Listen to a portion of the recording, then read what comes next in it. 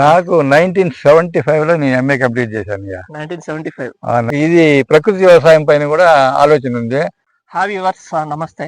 ఈరోజు అయితే మనము తరిగొండ సమీపంలో ఉన్న వ్యవసాయ క్షేత్రంలో అయితే ఉన్నాం అనమాట. అదైతే నిర్వహిస్తున్నవారు మన నాగసుబ్బయ్య గారు. నమస్తే అండి. నమస్తే. చెప్పండి, ఇక్కడైతే మనం పరింద తోట చూస్తున్నాము. చెప్పండి, ఎన్ని రోజులు అయింది ఇది నాటి? ఇది నాటి 4 నెలల 4 రోజులు అయిందండి. ఓకే, ఏ వెరైటీ తీసుకున్నారండి? ఇది రెడ్ లేడీ తైవాన్ వెరైటీ.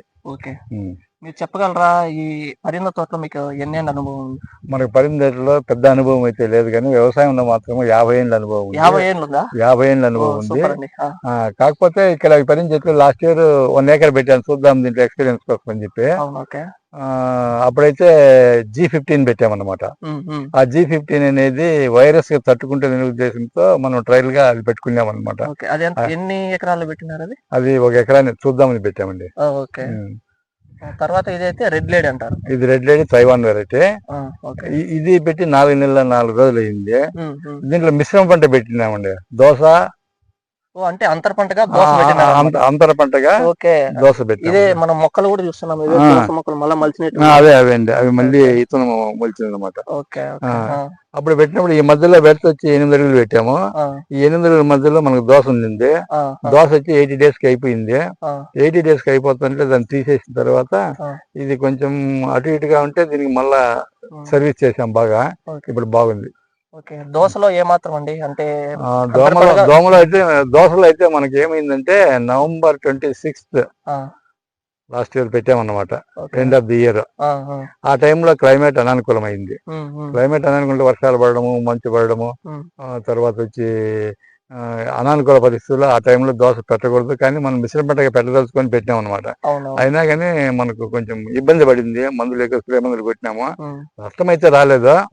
కాకపోతే మనకు దానికి పెట్టిన ఖర్చు కంటే 2 ఇంతలు వచ్చింది. 2,30,000 వచ్చింది. మళ్ళీ తీసేసిన తర్వాత దీన్ని డెవలప్ చేస్తున్నాం ఈ పరిధిని. ఈ 3 ఎకరాలకు గాను ఎన్ని మొక్కలు అయితే పెట్టాయండి?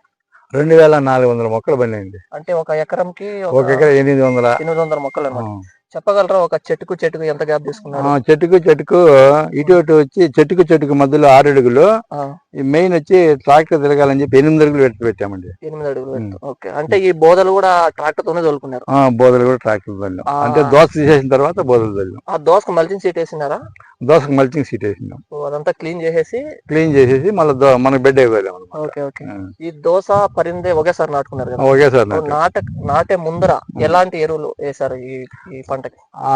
ఫస్ట్ మనం దుక్కి రెడీ చేసినప్పుడు మన కోళ్ళ ఫారం ఉంది కదా, అక్కడే ఉంది కోళ్ళ ఫారం. 12 లోళ్ళు ట్రాక్టర్ లోళ్ళు ఎరువు దుక్కికి తోలేసినాము. తర్వాత బెడ్ అయిపోతున్నాము. 12 రోజులు కోలర్ అయితే తోలాం దుక్కికి, ఫస్ట్ దుక్కిలో. మళ్ళీ రెండోసారి దోశ తీసేసిన తర్వాత దీనికి దెబ్బ ఎరువు ప్లస్ కోళ్ళ ఎరువు, ఇది 3 రోజులు అది 3 రోజులు 6 రోజులు మిక్సింగ్ చేసి ఎరువు వేసినాము.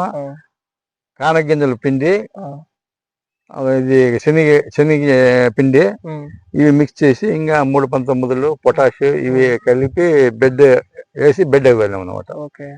ఈ తైవాన్ వెరైటీని ఎంచుకోవడం కారణం అయితే ఏమని చెప్పగలరా? ఈ తైవాన్ రకం అనేది ఎక్స్పోర్ట్ కు పనికి వస్తుంది అనమాట.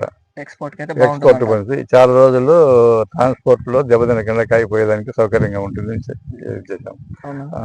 అదే లాస్ట్ ఇయర్ పెట్టినాం. G15 ఎందుకు పెట్టినామంటే అది వైరస్ తట్టుకుంటుంది అని చెప్పి G15 పెట్టినాం అనుభవం కోసము. ఇప్పుడైతే తైవాన్ అనేది మనం ట్రాన్స్పోర్ట్ కు సౌకర్యంగా ఉంటుంది అనే రకానికి దీన్ని మార్చామన్నమాట.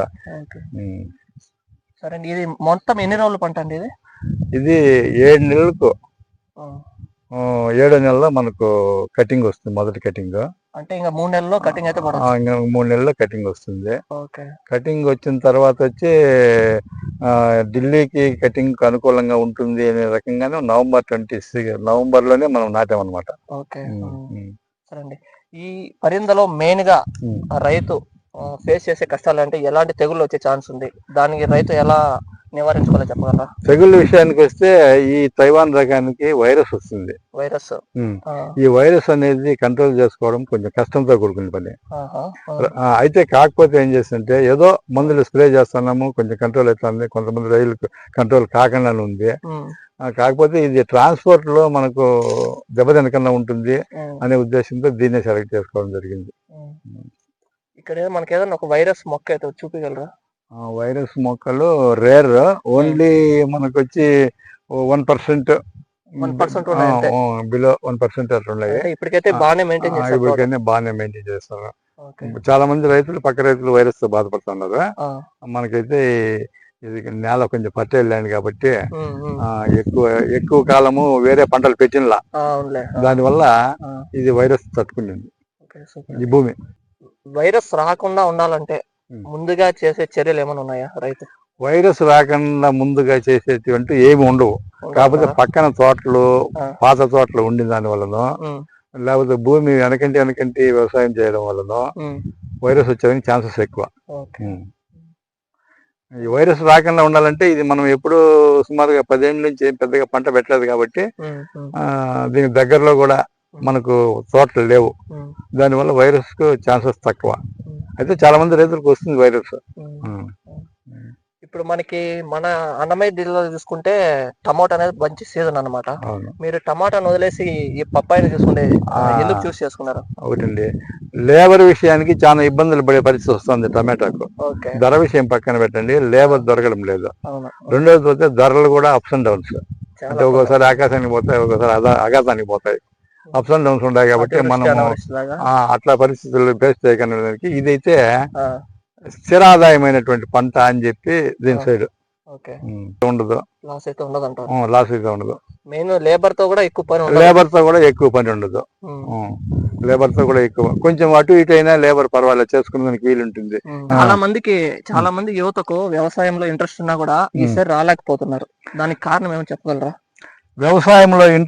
వ్యవసాయంలో ఇంట్రెస్ట్ అనేది అక్కడైతే ఎక్కడైతే మీరు బెంగళూరు పోయో, లేకపోతే మెడ్రాస్ పోయో, హైదరాబాద్ పోయో, ఎక్కడనో పోయేసి అక్కడ కంప్యూటర్స్ మీ నాలెడ్జ్ని ఉపయోగించి ఏదో సంపాదిస్తారు అనమాట.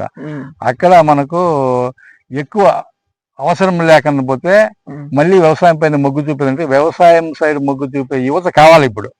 ఎందుకంటే వ్యవసాయం పైన మొగ్గు చూపే యువత కావాలి. ఇప్పుడు ఉండే టెక్నాలజీ కానివ్వండి, ఈ డ్రోన్ యంత్రాలు ఇవి వచ్చినాయి కదా, వ్యవసాయం ఈజీ అవుతుంది, మంచి ఫలితాలు వస్తాయి. యువత ముందుగా వ్యవసాయం పైన మొగ్గు చూపాల.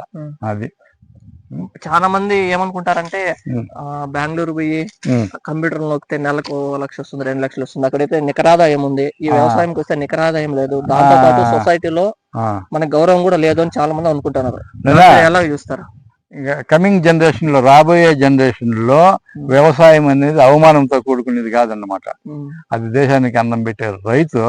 వ్యవసాయం అంటే దాని గౌరవం ఇవ్వాలన్నమాట. అది లేకపోతే దేశమే లేదు, వేరే జనాభా తినేదానికి ఫుడ్ గిడ్డు ఏం దొరకదు అనమాట. రెండోది, ఆ పక్క నుంచి ఈ పక్క వచ్చే పరిస్థితులు ఎందుకు వస్తాయంటే, ఇప్పుడైతే మనకు ₹1,00,000 సంపాదిస్తాం, అక్కడ ఖర్చులు విపరీతంగా ఉంటాయి. ₹1,00,000 సంపాదిస్తే ₹1,00,000 మీకు 80-90 వేలు ఖర్చు కిందనే వెళ్ళిపోతుంది, మిగిలి వాసి ఉండదు. ఇదైతే నికరమైన ఆదాయము. ఇంట్రెస్ట్ గా చేస్తే వ్యవసాయం అనేది లేటెస్ట్ టెక్నాలజీని అడాప్ట్ చేయాలి. ఇప్పుడు డ్రోన్ కెమెరా, డ్రోన్ ఇవి పంపింగ్ కొట్టేటివి ఉన్నాయన్నమాట, ఇది స్ప్రే చేసేదానికి. అలాంటి కానీ మిగతా యంత్రాలు కానీ కొత్త యంత్రాలతో సేద్యం చేసి సులువు అవుతుంది. రెండోది, లేబర్ సమస్యను అధిగమిస్తాం అన్నమాట. అందువల్ల ఏం చేస్తామంటే, వ్యవసాయం అనేది కష్టం కాదు, కాకపోతే మనం ఎంచుకున్నప్పుడు కేవలం ఒక వాణిజ్య పంటలో వచ్చి టమాటా అంట ఇది అది వేసి నష్టపోకుండా ఇట్లాంటి దోస, లేకపోతే బొప్పాయో, లేకపోతే ఇవి వేసి వాణిజ్య పంటలు వేసినామంటే మంచి ఫలితాలు ఉంటాయి. ఇంకో విషయం ఏంటంటే, మన నాగసుబ్బయ్య గారు ఎంఏ ఆర్కియాలజీ చదివారంట. అవునండి. ఏవెందో ఆ టైంలో ఎంఏ అంటే మామూలు విషయం అయితే కాదనమాట. మంచి సెంట్రల్ గవర్నమెంట్ జాబ్స్ అయితే వచ్చింది. కానీ ఆయనకున్న ఇంట్రెస్ట్ వల్ల ఈ సేద్యంలోకి అయితే దిగారు. మీరు చాలా మందికి ఇన్స్పిరేషన్ అండి. నాకు 1975 లో నేను ఎంఏ కంప్లీట్ చేశాను. 1975 లో ఎస్వి యూనివర్సిటీ నుంచి నేను ఎంఏ కంప్లీట్ చేశాను. ఎస్వి యూనివర్సిటీ నుంచి కాంపస్ స్టూడెంట్. కాకపోతే అప్పట్లో నాకు వ్యవసాయం పైన ఉండే ఇంట్రెస్ట్ వల్ల నేను జాబ్ సైడ్ అయితే పోలేదు. రెండోది పోతే అప్పటి నుంచి 50 ఏళ్ళ నుంచి నేను వ్యవసాయం చేస్తున్నాము. మనకు సాంప్రదాయ వ్యవసాయమే చేస్తూ వస్తాం అనమాట. ఈ మధ్యలో ఈ బొప్పాయి వాణిజ్య పంటల పైన మొగ్గు చూపుతా ఉన్నాము. ఇంకా కంటిన్యూ అవుతాం కూడా దీంట్లోనే. రెండోది పోతే ఆర్గానిక్, ఇది ప్రకృతి వ్యవసాయం పైన కూడా ఆలోచన ఉంది. ఇదో ఈ పక్కనే ఒక 4 ఎకరాలు 5 ఎకరాలు బీడు భూమి పెట్టామన్నమాట. 10 years నుంచి ఏం మాన్యూర్ సేకరణ అట్లే ఉంది అది. దాన్ని పద్మశ్రీ సుభాష్ పాలేకర్ కృషి గారి మీటింగ్ పోయిన ఈ మధ్యనే ఇక్కడ తిరుపతి ఎస్వి యూనివర్సిటీ ఆడిటోరియంలో ఆయన దీనికి మనము ఇదే అయిపోయింది, అడిక్ట్ అయిపోయినాం అన్నమాట. కమింగ్ దీనికి మనము ఆ సేద్యం పైన మొదలు పెడదామనే ఆలోచన ఉంది. అంటే ఫ్యూచర్ లో ఇలాంటి వ్యవసాయం చేసినా ఇప్పుడు కెమికల్స్ వాడకుండా కెమికల్స్ ఆర్గానిక్ జీవామృతంతో నాటి ఆవుతో తయారు చేసుకుని జీవామృతంతో సేద్యం చేయాలా.